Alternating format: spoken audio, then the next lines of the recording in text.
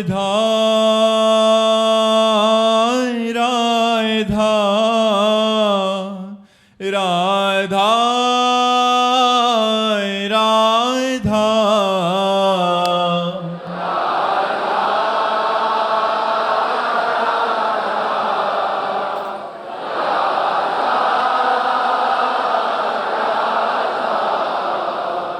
राधा राधा राधा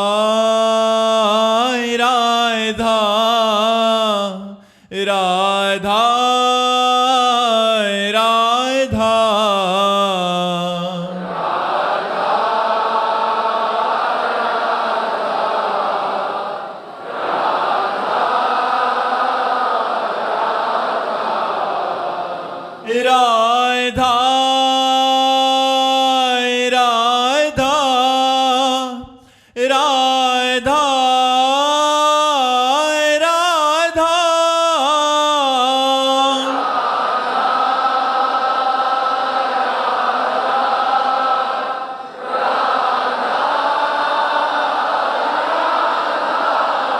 हाय राधा राधा राधा राधा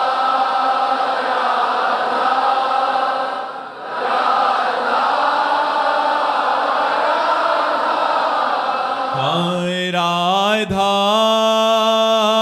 राधा राधा राधा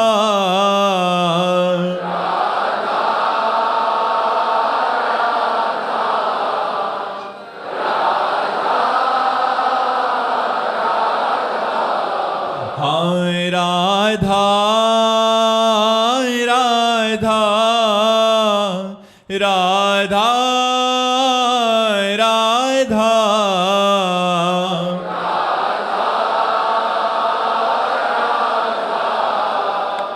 राधा राधा श्री राधा वल्लभ लाल की, समस्त संत हरि भक्तन की, श्री वृंदावन धाम की, सतगुरुदेव भगवान की।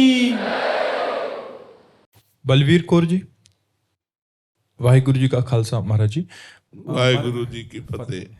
महाराज जी, आपने एक बार एकांतिक में एक जुगती बताई थी कि अगर हम झूठा भी बोलेंगे अपने इष्ट को कि हम आपसे प्रेम करते हैं तो सच्चा प्रेम हो जाएगा। महाराज जी, आपने बताया था कि हर रोज 100 बार बोलो, झूठा ही बोलो, भले ही मैं आपसे प्रेम करता हूं तो वो सच्चा प्रेम में तब्दील हो जाएगा। महाराज जी, ये स्थिति चाहती हूँ, मुझे जिया ना जाए, ऐसी स्थिति अंदर से लाने के लिए महाराज जी शुरू करो, वाणी से शुरू करो, वाणी से शुरू करो। ऐसा हो, हम कह रहे किसी से भी आप प्रगट में देखो, वो अपने स्वार्थ के वशीभूत होकर कामना की पूर्ति के लिए कहता है मैं आपसे प्यार करता हूं।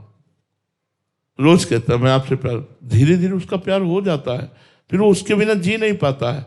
किसी भी व्यक्ति से आप कहना शुरू करो तो आपका लगाव हो जाएगा, आसक्ति हो जाएगी। वाणी एक हमारा अंग है, मन हमारा एक अंग है, शरीर हमारा एक अंग है। मन से, वचन से, कर्म से हम जो सेवन करते हैं वही हमारा चिंतन बनता है, जो चिंतन बनता है वही परिणाम होता है। यदि हम वाणी से ही केवल बोलते रहे हे वाहे गुरु हम आपकी शरण में हैं, वाहे गुरु वाहे गुरु वाहे गुरु मैं आपकी शरण में हूँ, मैं आपसे प्रेम करना चाहता हूँ। अगर प्रेम ना हो जाए तो मुझे कहना, आप कहना शुरू कर दो, कहना शुरू कर दो, वाहे गुरु वाहे गुरु वाहे गुरु वाहे गुरु, नाम जप करो और हे वाहेगुरु मैं आपसे प्रेम करना चाहता हूँ, मैं आपके प्रति समर्पित होना चाहता हूँ।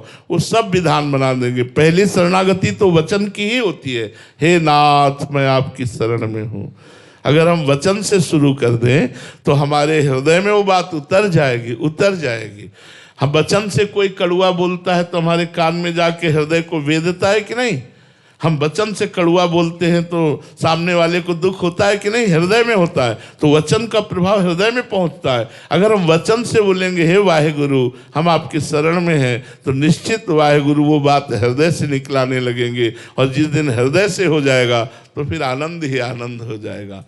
वाहेगुरु और आप दो अनुभव नहीं करेंगे, आप गायब हो जाएंगे, केवल वाहेगुरु ही रहेंगे। वाहेगुरु, तन वाहेगुरु, मन वाहेगुरु, प्राण वाहेगुरु, जीवन वाहेगुरु, श्वास श्वास वाहेगुरु। जी मंजू जिंदल जी हापुड़ से। राधे राधे महाराज जी। महाराज जी, आत्मज्ञान क्या है और इसे कैसे प्राप्त कर सकते हैं? अपने जो माने हुए तीनों शरीर हैं, इन तीनों शरीरों के राग का त्याग करके जो मैं स्वरूप है, ये तीनों शरीर मायाकृत हैं, जड़ हैं, विनाशी हैं, परिवर्तनशील हैं, स्वाप्निक है। जो मैं है वो एक है, चैतन्य घन है, अविनाशी है, आनंद स्वरूप है, और वो मेरा स्वरूप है, वो मैं हूं। ऐसा बोध होना आत्मज्ञान है। ये बोध हो जाना, जानकारी नहीं, ये अनुभव में आ जाना। स्थूल शरीर स्वप्नावस्था में जब हम जाते हैं तो विस्मृत हो जाता है कि स्थूल शरीर है क्या, सैया में पड़ा हुआ। स्वप्नावस्था के शरीर को सत्य मानकर उसके दुख सुख को हम सत्य मानने लगते हैं। जब जागृत अवस्था में आते हैं तो स्वप्न अवस्था का शरीर मिथ्या, उसके सुख दुख मिथ्या।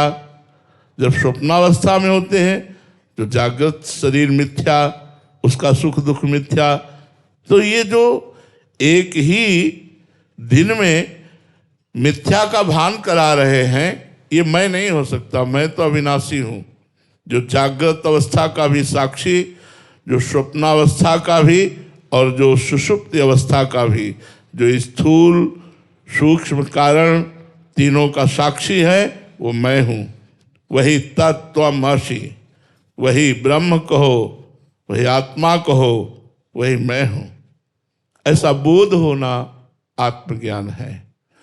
तीनों शरीरों के राग का त्याग करके चिंतन रहित होकर अपने स्वरूप में स्थित हो जाना, यह अखंडानंद है, ये मोक्ष स्वरूप है।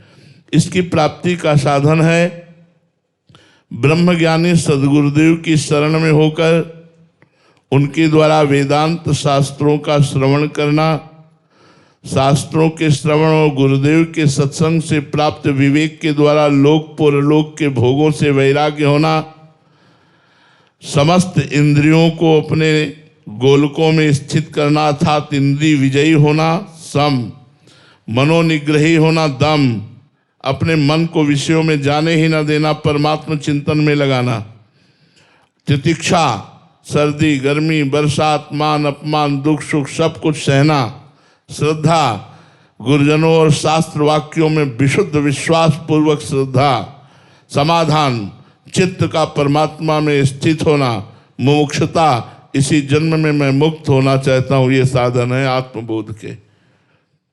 यदि हम गुरुदेव की शरण में होकर इन साधनों का सम्यक रूप से निर्वाह करें तो भगवान गुरुदेव की कृपा से, मोक्ष मूलम गुरु कृपा, हमें अपने स्वरूप का बोध हो जाए। सिद्धार्थ शर्मा जी। राधे राधे महाराज जी। महाराज जी, विचारों की शून्यता, कोई भी विचार ना आए, ऐसी स्थिति, विचारहीन स्थिति, जो स्थिति वाला महापुरुष है उसकी स्थिति अंदर की क्या होती है महाराज जी? क्या विचार ही नहीं आता या क्या होता है महाराज जी? दो प्रकार के होते हैं। जो ज्ञानी होते हैं,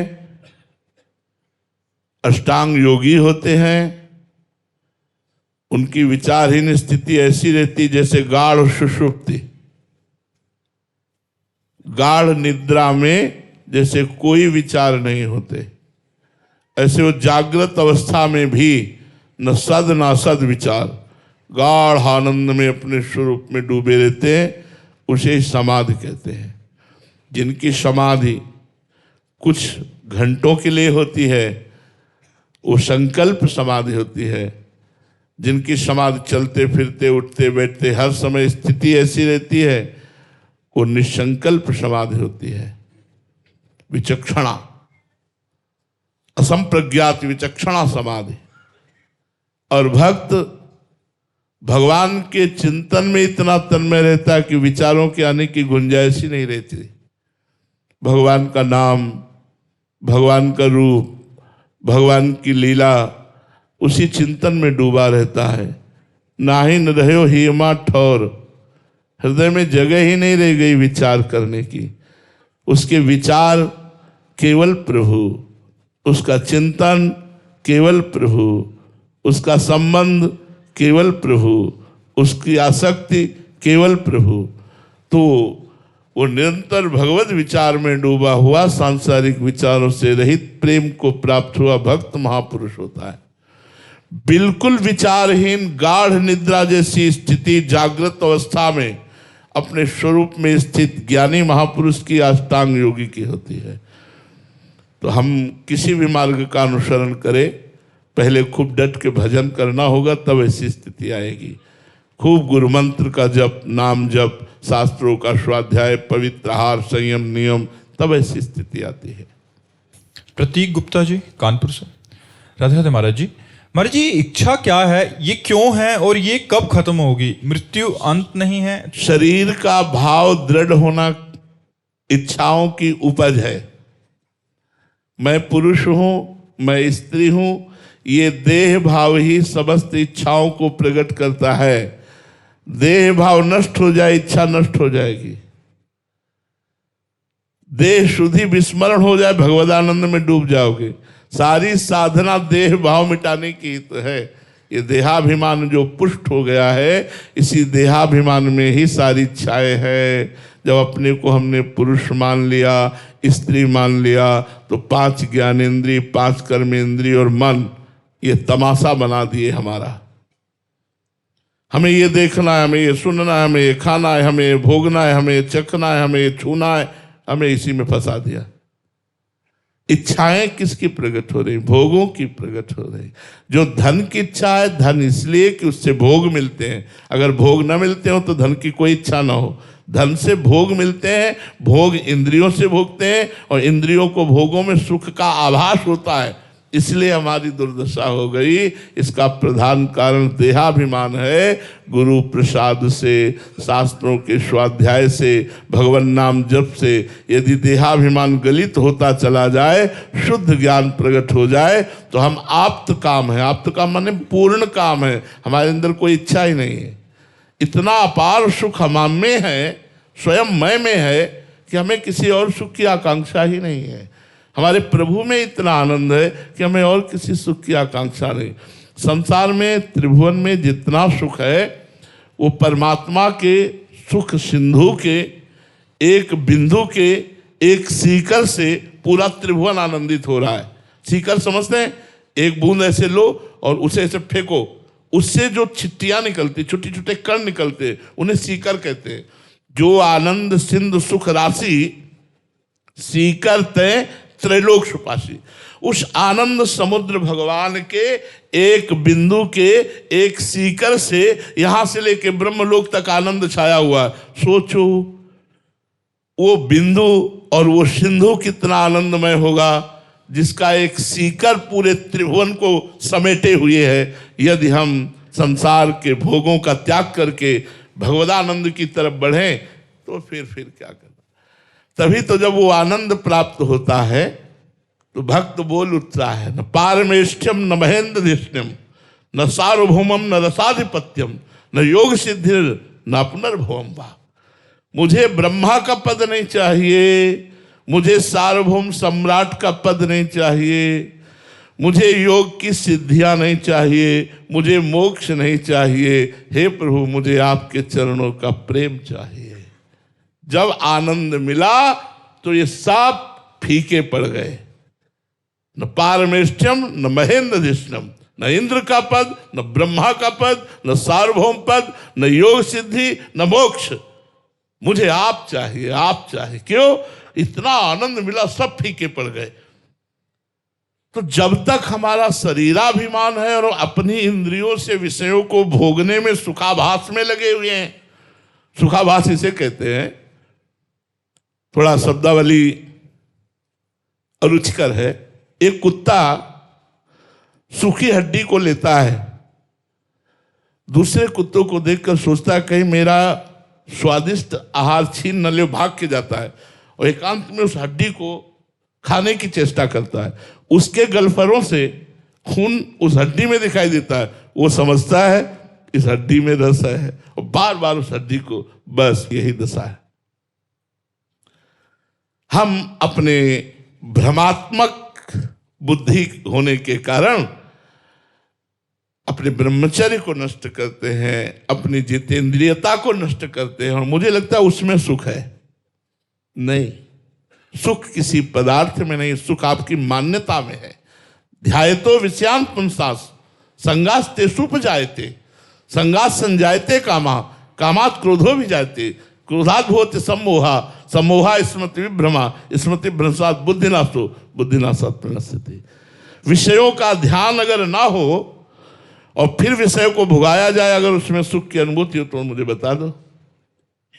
पहले विषय ध्यायतो विषयान् पुंसान् संगास्ते सुपजायते, आसक्ति तब प्रकट होती जब उसका चिंतन करते हैं और चिंतन करके जब आसक्ति से युक्त होते हैं फिर मिलता है जब वो विषय, तो मुझे सुखानुभूति होती है। अन्यथा उनमें सुख नहीं है, सुख आपकी आसक्ति में है, आपके चिंतन में है। नहीं तो किसी व्यक्ति को तय कर दिया जाए आज शाम के 4 बजे फांसी की सजा होगी और छूट दे दी जाए, जो चाहो भोगो, और एक डायरी ले लो, फिर हमें लिख के बताओ किसमें तुम्हें सुख मिला, क्या उसको किसी में सुख मिलेगा? अनुमान करके देखो, वो जिस भोग की तरफ देखेगा तो उसे फांसी का फंदा नजर आएगा कि 4 बजे फांसी। अब उसका चिंतन विषय का नहीं बन पाएगा, इसलिए किसी भी विषय में सुख नहीं मिलेगा। विषय में सुख होता तो उसको मिलता, उसका चिंतन फंस गया कि 4 बजे फांसी की सजा होगी। विश्व का कोई भी सुख उसे सुखी नहीं कर सकता। उसको यहां तक रुपयों से लाद दिया जाए तो कहेगा क्या 4 बजे तो फांसी था।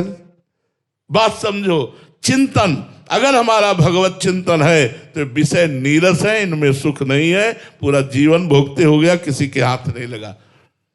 तो हमारी इच्छाओं का मूल कारण देहाभिमान है, अहंकार है। अगर ये अहंकार गुरु कृपा से, संत कृपा से भगवान के चरणों में समर्पित हो जाए या ज्ञान के द्वारा ये नष्ट हो जाए तो इच्छाएं खत्म हो जाए। इच्छा ही न जागृत होगी, इच्छा ही न, जैसे भूमि के बिना बीज नहीं उदय होता, ऐसे अहंकार के बिना इच्छा नहीं होती। देहाभिमान ही वो भूमि है जिसमें इच्छाओं की चाहत प्रकट होती है। मुझे ये भोगना है, मुझे ये देखना है, मुझे ये सूंघना है, मुझे ये बनना है, मुझे ये पाना है, वो पाना है, ये किया वो किया। अहंकार विमूढ़ात्मा करता हमिति मन्यते, मैंने ये किया, मैं करूंगा, ये भोगा, ये भोगूंगा, इसी में पूरा जीवन नष्ट हो जाता है। माही कौर जी गुरुग्राम से। राधे राधे महाराज जी। महाराज जी, संतों के दर्शन की बहुत महिमा शास्त्रों में कही गई है। महाराज जी, संत दर्शन से क्या मुक्ति संभव है? केवल फिर संत ही दर्शन होने चाहिए और दर्शन नहीं होना चाहिए। आओ, इस बात में आओ। जैसे अपने गुरु को माना कि मेरे गुरुदेव, तो फिर अखंड मंडलाकारम व्याप्तमेन चराचरम, चर अचर में मेरे गुरुदेव व्याप्त मोक्ष को प्राप्त हो जाओगे।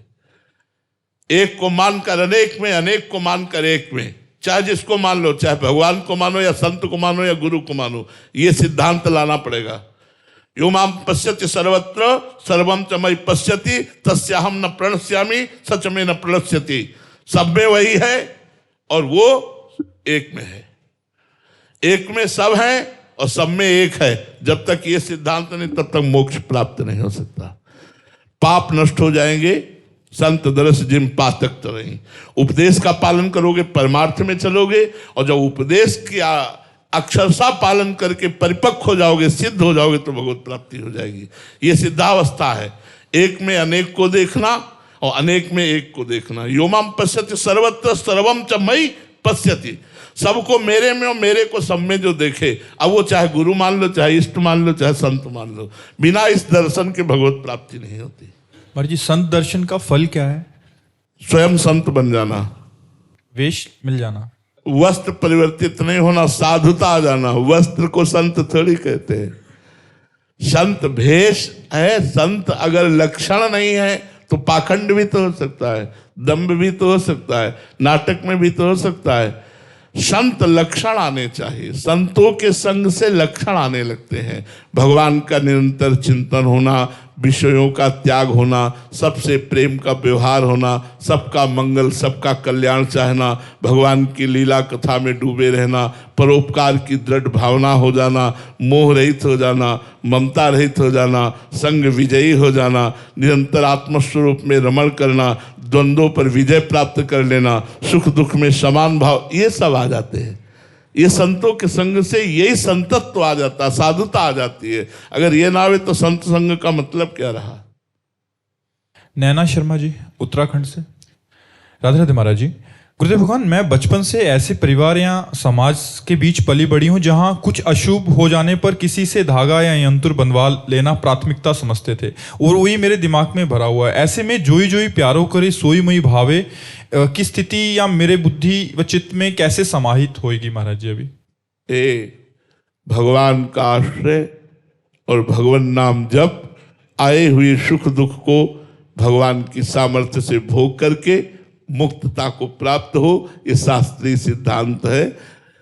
भैया तब लगी कुशल न जीव कहो, सपने हो मन विश्राम, जब लगी भजत न राम कहो, शोक धाम तज काम। जब तक भगवान का भजन नहीं करोगे, धर्म से नहीं चलोगे, अच्छे आचरण नहीं करोगे, तो कोई भी धागा, कोई भी जंतु आपको बचा नहीं पाएगा, आपकी रक्षा नहीं कर पाएगा। और जिसका रखवाला वो है तो कोई भी अशुभ उसका बिगाड़ नहीं सकता, कुछ नहीं बिगाड़ सकता। पक्का विश्वास करो। सीम की चाप सके को तासु, बड़ रखवार रमापति जासु। इसलिए भगवान का नाम जप करो, भगवान की लीला कथा सुनो, परोपकार करो, तुम्हारा मंगल होगा, क्योंकि भगवान मंगलमय है। हाँ, भगवान नाम की माला पहनना ये सब तो भक्ति का स्वरूप है, मुझे और विश्वास नहीं है। भगवान का नाम ही एक ऐसा है, मेरा विश्वास, जो अशुभों का नाश कर देता है। बोले आप अपनी किडनी क्यों ठीक नहीं कर? पक्का ठीक कर लूं, आप ये बात समझ लो, लेकिन मुझे भगवत प्राप्ति नहीं होगी। तो क्या जीवन किडनी के लिए है? जीवन भगवत प्राप्ति के लिए। इसीलिए इसको भोग रहा हूं और भगवान के बल से मैं कोई परेशान नहीं हूं। आप देख रहे हो सुबह से हमारी दिनचर्या चल रही, और इसको भोग करके चाहे ये सड़ जाए तो भी मुझे इसकी कोई परवाह नहीं। ये बेपरवाही भगवान के बल से आई है, और मुझे भगवान प्राप्त करना, इस नाशवान शरीर को ठीक नहीं करना। भगवान के विधान से अलग सोचना, फिर वो अपनी तपस्या, अपने भजन, अपनी साधना को बेचना है। इसीलिए महापुरुषों के साथ भारी से भारी कष्ट दिया गया, लेकिन उन्होंने अपनी शक्ति का प्रयोग नहीं किया। यही कहा, तेरा किया मीठा लागे, जोई जोई प्यारो करे सोई मोहि भावे। भगवान का ही भजन एकमात्र रक्षा करने वाला है, दूसरा कुछ नहीं है, हमारा विश्वास है। आप लोग देख लो करके। एक आदमी हितधाम में देखा, कई छल्ले पहने, तो हमने कहा ये क्या? बोले घोड़े की नाल की अंगूठी। ऐसे तो हम कहा इससे क्या होगा? बोले शनि का प्रभाव नहीं होगा। घोड़े पर तो प्रभाव नहीं पड़ा, कुंतलों लाद के रोड में दौड़ता रहता है और उसकी तुम्हारे नाल पहनने से तुम्हारे भाग्य खुल जाएंगे। क्या दिमाग? अरे राम राम बोल, कृष्ण कृष्ण बोल, हरि हरि बोल, राधा राधा बोल, तेरा भाग्य बदल जाएगा। घोड़े की नाल की अंगूठी पहनने से नहीं होने वाला। प्रियंका सिंह जी वाराणसी से।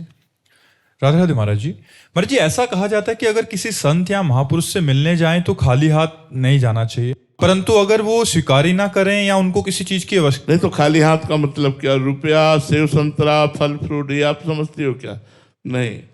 हमारे प्रभु कहते, भाव का भूखा हूं मैं और भाव ही एक सार है। भाव से मुझको भजे तो भव से बेड़ा पार है। भाव बिन सुनी पुकारे मैं कभी सुनता नहीं।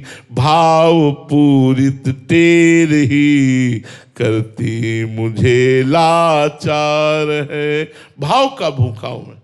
आज संत मिलन को जा रहे हैं, हृदय उल्लसित हो रहा है। आज भगवान ने अपार कृपा की, आज साधु समागम में ये जो आप उल्लसित होकर आ रहे हैं ना, यही आप आ रहे हैं।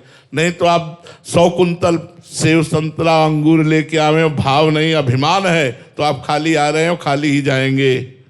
खाली आ रहे हैं, खाली ही जाएंगे। और भाव लेकर आ रहे हैं। अब भाव में पत्रम पुष्पम फलम तो यम ये में भक्ता प्रेक्षति, यदि भगवान ने दिया है, हमारा भाव है, तो हम पत्र पुष्प फल जल कुछ भी नहीं है तो अपने भाव से समर्पित कर रहे हैं। भाव हम सामने गए और उनके चरणों में अर्घ समर्पित कर रहे हैं, चंदन है कुछ नहीं समर्पित। तो हम तो उत्तम बात समझते हैं कि संतों को आपका मन चाहिए, आप अपना मन संतों को दे दो, जो आज्ञा करे उसका पालन करो, इससे बढ़कर कोई भेंट नहीं होगी। आप सेव संतरा रुपया पैसा रख के गए, मनमानी आचरण कर रहे, तो संत समागम का फल क्या मिला? संत समागम का फल है भाव लेकर आओ और जो कहें उसको मानो, यही बात है।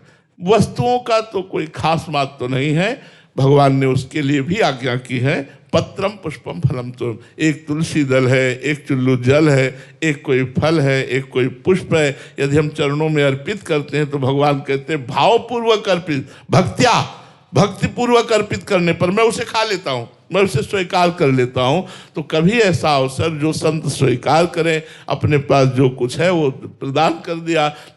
थोड़ा मान लो किसी संत को कभी भिक्षा के लिए बुला लिया, उनको भोजन पवा दिया, वृंदावन वास कर रहे हैं, हमारे पास है 2 रोटी, हम किसी संत को दे दी, किसी फटे पुराने कपड़े पहने हुए संत को एक वस्त्र दे दी। हम भाव रखें, भाव ही मूल बात है, ये वस्तुएं मूल बात नहीं है। इसलिए संतों के पास जाओ तो देखो, एक उसमें दोहा में कहा गया है, संत मिलन को चालिए तज माया अभिमान, ज्यों ज्यों पग आगे बढ़े कोटिन यज्ञ समान।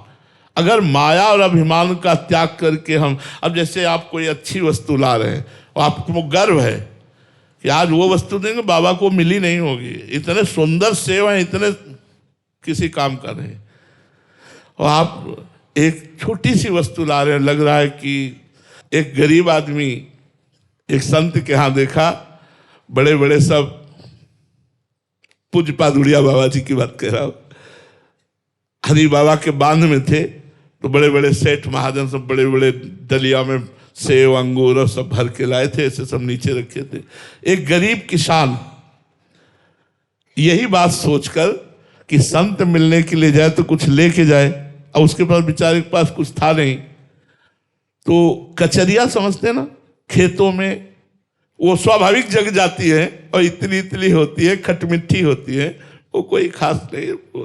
वो 5 कचरिया पकी हुई बांध के लाया, और जब सभा में आया देखा कि उनके सामने इतने बड़े बड़े लोग बैठे हैं, इतने अंगूर सेव संतरा सब, तो ऐसे कचरिया छुपा के बैठ गया, अंदर से रोने लगा, काश भगवान मुझे भी सामर्थ्य दिए होते तो बाबा के सामने जाता और मैं भी बाबा को भेंट देता। बाबा सिद्ध पुरुष, बाबा ने कहा ए भाई तुम खड़े हो, तो डर गया एकदम, इधर आओ, नजदीक आए, क्या लाए हो हमारे लिए? और जैसे सुदामा जी अपने तंदुल छुपा रहे थे कि इस सभा में जहाँ ढेर सारे अंगूर सेव संतरा रखे, मेवा मिष्ठान, वहां कचरिया, बोले बाबा ने कहा इधर ना, इधर। सब सभा के बीच में बाबा ने वो कचरिया उसकी पाई और सेव संतरा अंगूरों का इनको बंटवा दो। भगवान और भगवान के भक्त वस्तु के भूखे नहीं होते, भाव के भूखे होते।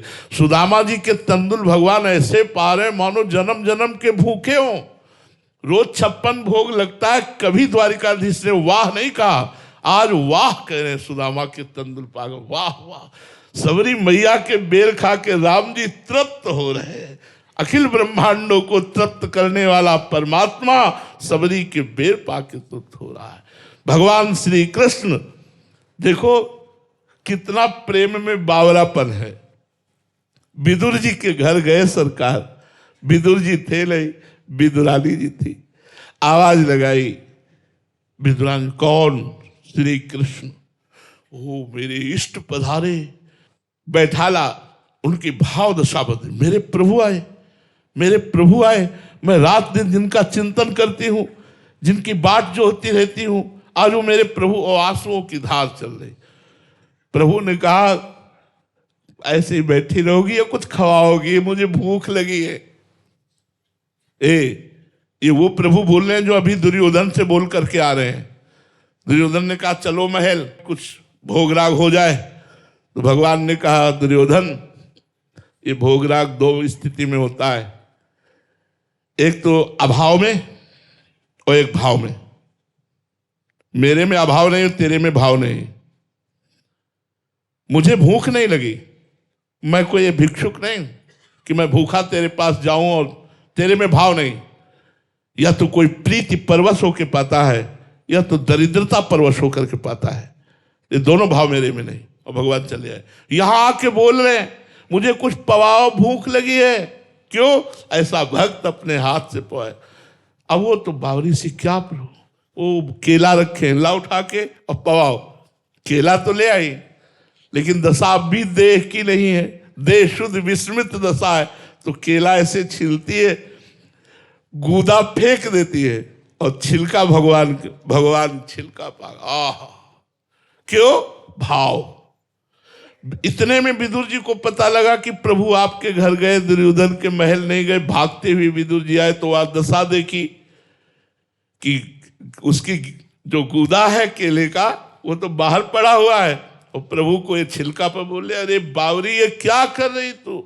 हाथ से छीला और फिर छीला, और जो भगवान ने कहा काका अब वो स्वाद नहीं आ रहा अब वो स्वाद नहीं आ रहा। तो बात वस्तु की नहीं है, बात भाव की है। आप भाव में भरे हुए तन मन प्राण संत को समर्पित किए हुए जा रहे हैं, यही सबसे बड़ी बात है, यही सबसे बड़ी बात है। श्री राधा वल्लभ लाल की।